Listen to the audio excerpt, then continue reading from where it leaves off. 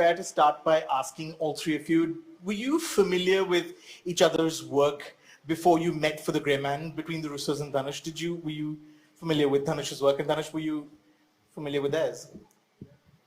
Of course, everybody knows them. Yeah, and we actually became familiar with Dhanush's work as we were sort of developing The Grey Man, a creative team and a stunt performing team that we work with as we develop those ideas. And many people on that team would start to show us videos of Dhanush over time, and sort of as examples of really, really fascinating action and cool ideas to do. And as Joe and I kept watching Dhanush in these clips, we started thinking, well, why are we just looking at him as a reference? Why don't we actually ask him if he wants to be in the movie? And to our great surprise and pleasure, he did. So we had a fantastic experience with him. Dhanush, were there specific films of theirs that you were a fan of? I mean, of course, Infinity War. I mean, and if you have kids at home, you will know the Russos, right? Of course. So my kids are big fans. We've all gone to the theaters and watched such, the true meaning of larger than life experience, and it's amazing to have had an opportunity to, work with them. It's great. Yeah, sure. Do we owe it to your children that you said yes to being in The Grey Man? No, just owe it to yourselves. To Anthony and Joe, when you go in to make a new action film, right after you make two of the biggest superhero films ever, how do you approach that, specifically the action? One would imagine that you've pretty much done everything that you've wanted to, done everything that you had in your mind. How do you approach a new action film when you get off those films? Well, this movie was an incredible opportunity for us because, look, we've been working in the realm of fantasy and science fiction with the Marvel films, and there's different rules to how those universes work, and I mean, look, that's part of the great fun of making those movies, is you're dealing with a fantasy realm. I mean, the challenge for us on this movie was going from those movies where like so much was possible. You can go to outer space, you can go to other dimensions. All of a sudden now we're dealing with something that more resembles our actual real world.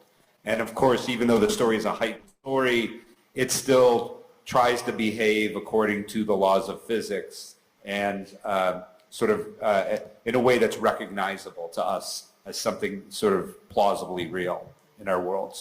So having to deal with those different rules, those are limitations, but limitations are always like very good for creativity because it forces you to become inventive within the restrictions of the limitations. So that was the great thrill for Joe and I, was just to be able to deal with a different set of rules, the different world that we were building in this movie. Right. Joe, did you want to add to that? Yeah, I mean, I think no capes, no shields in this one, as Ann said. So.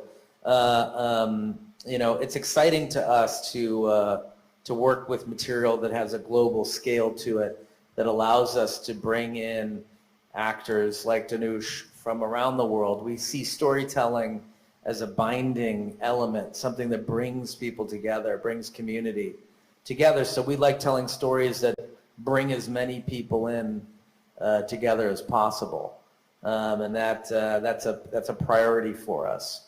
We love genre. We think lots of people like genre. Sure. They like to watch it. It's propulsive, and this is a big, fun spectacle genre movie. Dhanush, the need to impress the kids aside, what sold you on doing this film? I mean, I've told this before. It's the name. It's the Russos. It's the brand Russos, and the character, when they describe me, Avik's son, and it's a very easy yes, right? It's a very no-brainer. You just have to use this opportunity that was gifted to you and then make the most of it. Sure. Gentlemen, what was it specifically about this story? You explained the challenge and the opportunity about sort of now working in a universe where there are rules and a new set of rules, if you like. What was it specifically about Mark Greaney's book that appealed to you? And also, didn't it take about 9 years to develop? Yeah, we first read the book while we were working on Captain America Winter Soldier. We were looking at it as a potential follow-up to that movie. We didn't know we were going to make 3 more Marvel films, so it took a little while for us to get back to The Gray Man. We loved the book because it was so energetic, it was fun, it was very modern. We loved the lead character. We liked this idea of, the world's assassins hunting him down. Again, it gives you an excuse for sort of a global cast. It just screamed to be converted to a movie from the page. So we were, we also liked that it felt very modern. It had very modern thematics in it. At the end of the day, it's a parable about 2 characters, that Ryan Gosling's character and Chris Evans' character, that are different sides of the same coin. And one leans towards humanity and one leans away from humanity. And it seems to be a very common theme that we're all struggling with around the world like right now. Do we lean towards community and humanity, or do we lean away from it and towards individualism and self-preservation? Did you want to add to that? No. Okay. Given that this is a spy film, there will be, and I know that there have been the obvious comparisons to Bond and Bourne, but what were your own specific sort of influences, if you like, inspirations for this one? Tonally, visually? Yeah, a lot of films from the 80s that we loved. Anthony and I are film fans. We grew up loving movies, and the motivation for us to make movies is to try to convey to audiences the feelings that we had in theaters when we watched movies growing up. So Die Hard, Lethal Weapon, films that had a sense of humor, didn't take themselves too seriously, but delivered on the spectacle and the action, had real stakes, but were a lot of fun to watch. And that's really what was the inspiration for The Gray Man. Yeah. I would say, characters you can root for, characters you sort of can find an empathy for and identify with and sort of feel their jeopardy, Sure. It's not the first time that you've worked with Netflix. Of course, you produced Extraction. What does that relationship look like today? And how does Netflix support your sort of creative and artistic vision? Yeah, I mean, Netflix is a very bold company. They function more like a tech company than a studio. Studios can be very fearful, have a very sort of traditional conservative element to them, that sometimes they're supportive of the artist, sometimes they're not. Depends who's running it. The consistency of leadership at Netflix has made it a unique place to work, because they're extremely supportive of the artist, and they absolutely stay out of your way. Let you make the movie that you want to make, and then once you deliver it, then they figure out how it works for their, where to put it on their platform. We love that. I mean, we love the fact that as artists that we have incredible freedom, and they also like to take risks. This is a big gamble for them. It's an expensive movie, unique kind of film for them. But like with Extraction, I think that, their audience is a global audience, and global audiences really like action movies. Right. That's sort of the universal language. And so I think this is a great marriage, because Anthony and I also love action movies. So I think working with them is very complimentary for them and us. Sure. Yeah. I will also say the thing with Netflix that we really appreciate is their global reach and their global sort of approach to audience building. It was very important for Joe and I to come here to India, and they were very supportive of that, and they have an amazing operation here in India. So we're very grateful to be able to collaborate with them here. Dhanush, your character in The Gray Man, the lone wolf, is this mysterious sort of figure who comes in from the cold. There's not a lot that we know about him, except that he's very good at his job.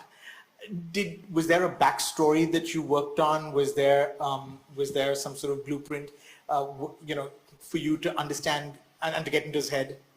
Yes, the Russos gave me kind of backstory about what he can be, where he can be from, how he could be. So that was very helpful. And I remember telling him that this itself is a story. This itself is a film. We have a film there. So it was very interesting. I'm not going to like tell you Share that? or share that because Yeah. Well, we gave you, the backstory we gave him was that he's sexy and he's from Tamil. So, No, but I would say that that's part of the fun is that, you know, the three of us may have done more work on the character than you can sort of know in the film. Sure. But we like, you know, we hope that we get to tell more story with this character. And, you know, we like to keep our options open in terms of where we can go with the character. And therefore not give away too much too soon. Sure. Dhanush, did it feel close to any character that you've played already? Because, as you know, he's a veteran who's made several movies. Did the Lone Wolf feel similar to anything that you've done before? no. Interesting. Definitely not. It was that's one of the many things that really excited me about this. I've never done anything like this before. The stunt training required, the character required was absolutely justified to play one of the top assassins from Right. the world, and you know, so it was a very new thing for me to do, a new territory to explore, and that was really exciting. You know, to all of you, the thing about Dhanush's character, and I think what makes the Lone Wolf this interesting sort of figure is that, of course, he's this assassin, he's ruthless, he's really good at what he does, but he's also got this code of ethics. He is, if you like, a hitman with morals. I read somewhere that wasn't necessarily how it was written originally. yeah, it was a conversation that we had. I mean, I think everyone in the book was a little bit more ruthless. And in converting it to the screen, you know, like Ann said, you want characters that you can root for. And we also like a world where not everybody's all good, not everybody's all bad. That's why it's called the gray man. Everyone operates in this gray area. But, you know, again, we also like strong themes that we connect everything to in the story. Do you lean towards humanity or do you lean away from humanity? His character is being paid to do a job, and he's the best in the world at getting paid to do that job. He beats the gray man, he gets what he's supposed to get. But when he finds out that Lloyd, Chris Evans' character, has no moral code, it disturbs him, and he realizes he may have taken a job from somebody that he doesn't want to work for, which makes him an interesting character because now we're peeling back a layer to him. So Not often you come across such an interesting character. So it was amazing. To the Russos, you're no stranger to world building, to franchise creating. Also, you've left Sierra 6 and Dani certainly as characters who could be mined for more plot. It's something you briefly mentioned. Is there something we can expect? And can we expect the Lone Wolf to show up in some of those stories? We hope so. It's based on it's based on a book series, right? So there is the opportunity to expand this into future movies. You know, we love to keep going with the world because we love all of the characters, but we need the audience to tell us whether they want to see more of the story or not.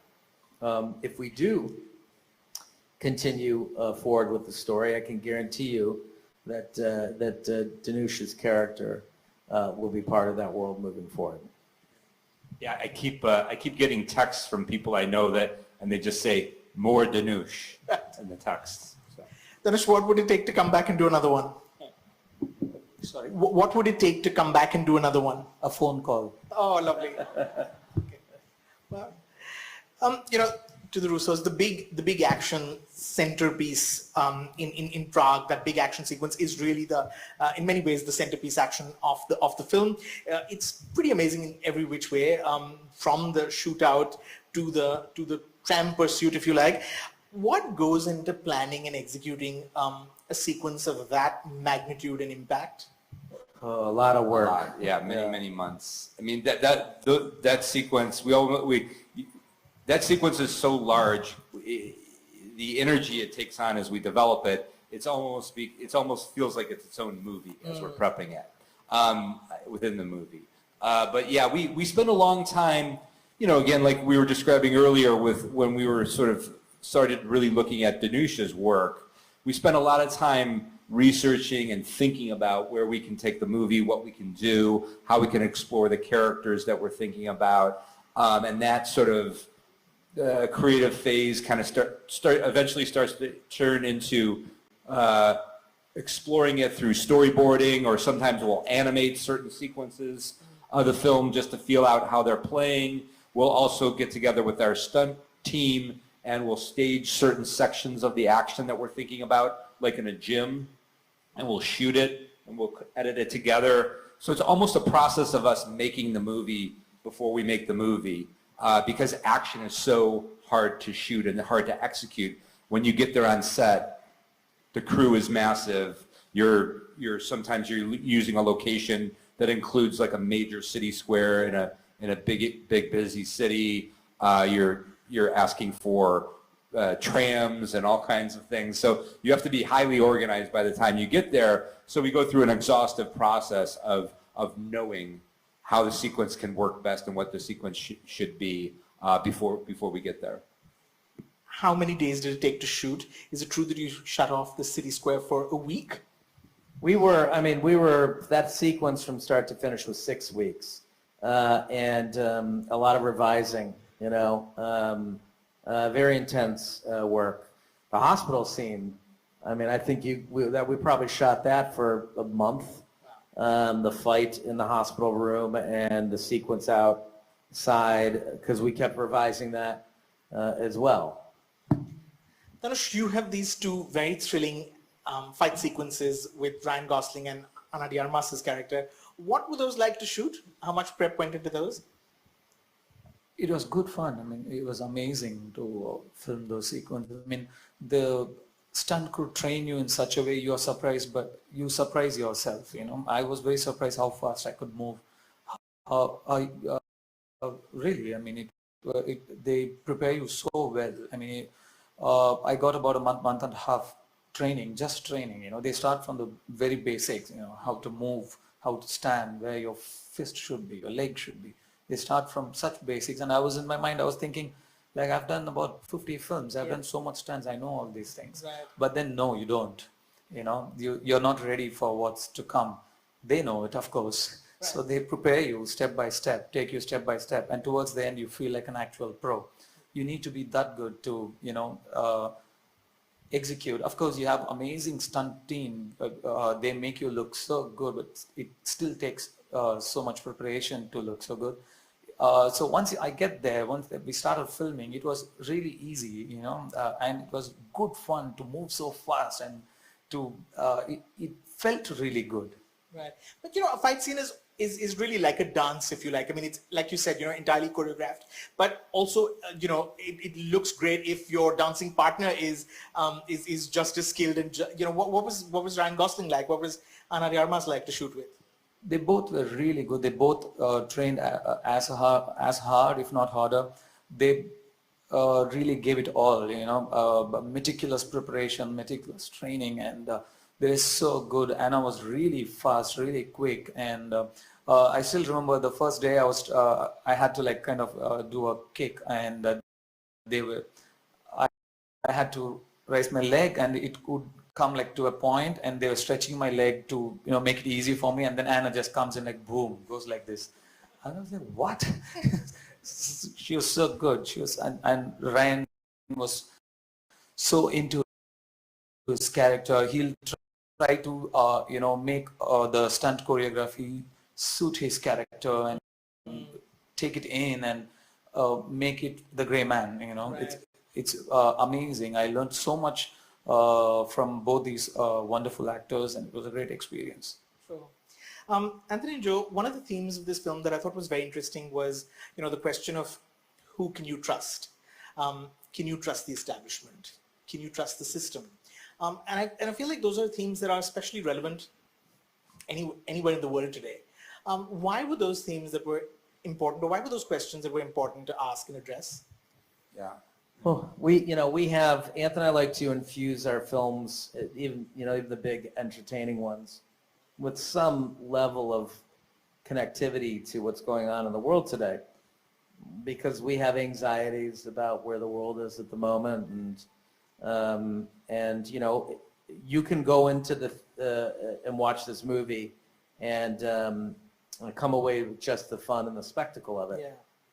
Which could also come away with a little bit more if you want it, which is a movie that sort of questions government systems and corruption and like I said, a belief in humanity versus a belief in a system, right? Because systems are corruptible. Right. And so at the end of the day, Ryan's character spends most of the movie rejecting corrupt patriarchies. His father was a corrupt patriarch. The CIA is a corrupt patriarch. And he's doing all of that in order to save the most innocent person in the movie, which is, Claire, played by Julia Butters. So that's really us in a lot of ways. And it's not dissimilar to the work we did on the Avengers movies or the Captain America movies that all sort of exist in this, space of, can you trust, can you implicitly trust bureaucracy? Yeah. And look, it's always, it gets even more sensitive, in terms of can you trust bureaucracy when you're dealing with a spy agent. Things like that sort of ground the film in something more than just, in something sort of deeper and more than being just an action film, I suppose. Yeah, that's the intention, right? Is just to give it a little bit more shape and dimension. Yeah. And we'd like to make robust experiences. So take from the movie what you want. If you want to take the thematics from it, great. If you don't, just go enjoy yourself and laugh and be thrilled by it. And he's supposed to be this flamboyant sociopath who is the opposite of the gray man. He likes to make he likes to draw attention to himself when he walks into a room. He's a chaos maker. He doesn't like to think things through. He operates on instinct. He's very violent, and he doesn't care who's standing in his way.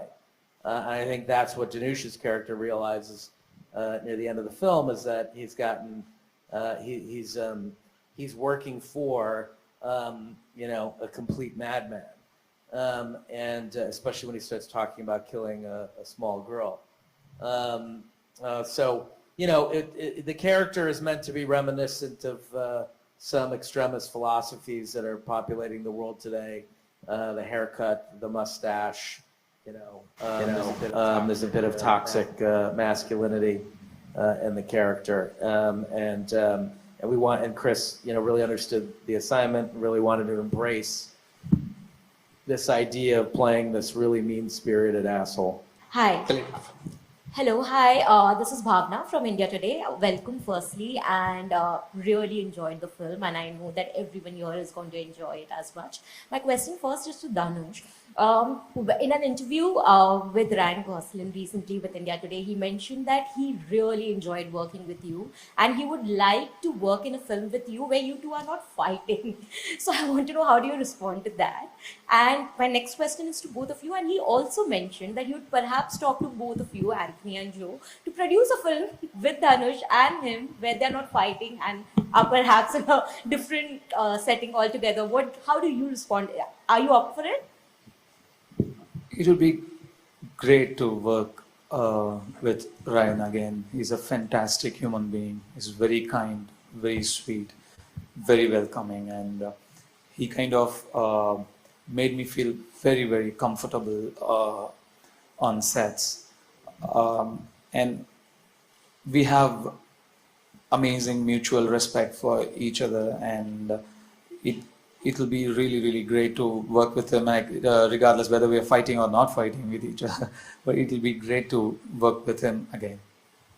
Thank you. Maybe a road movie where they have to travel across India. I'm just coming up with it. I don't have the plot yet, but I think Netflix should just tap on that idea right away. But thank you so much. a comedy. Thank you. Hi, Dhanush. This is Sonal from News 18. There's always been a debate about Bollywood and South cinema, and you have also kind of time and again mentioned that you're always referred in articles as South Indian actor, rather you should be referred as an Indian actor. Was it necessary for your character to be referred as a sexy Tamil friend or a Tamil friend, getting into it? And because it had a name like Avik Sen or Lone Wolf. So It's not absolutely necessary, but there's nothing wrong in it. There is it's like more details. The more the details, the better. Russo told me, the more the flavor, the better. So we were just trying to add a little more flavor, and I don't think there's any harm in saying he's a Tamil guy from India. So it's absolutely fine. But yes, I do. I have some what to say. I'm not. I would appreciate if they collectively call us as Indian actors rather than South actors, North actors. I mean, the world has shrunk, and the borders have, the lines are like, they're fading, and this is the time to, come together and make this one big industry. I mean, this is a huge industry, and it'll be really great if we function together and make movies for everybody, not just South audience or North audience. It's not a regional film, it's a national film, not regional films. Every film is a national film. People watch South films, we watch North films, like every film is for everybody.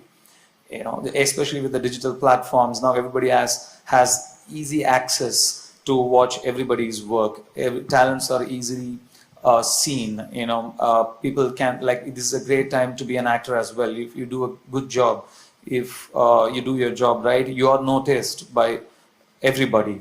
So it's just great. It just doesn't make sense even now at these times to mention me or anybody as South actor. We're just actors from India, Indian actors. Wise words to end with. I'm told that's all the time we have. Thank you, gentlemen. Thank you, Anthony. Thank you, Joe. Thank you, Dhanush. Thank you, everyone, for being an incredible audience. Thank you so much. Thank you. Yeah, we'll do pictures now. Thank you, gentlemen. We'll do some. Thank you. I just want to say I'm sorry. I'm sorry if I was doing this the whole time, but Amir Khan was very gracious to host us for dinner last night, and when we were leaving, he gave me what was it called? How does it? Pan. Pan. So I have beetle leaf stuck in my teeth. Something to take back with you. Yeah, it's still stuck in there. Thank you, Joe. Thank you. Thank you all. Okay. Thank you. I suppose.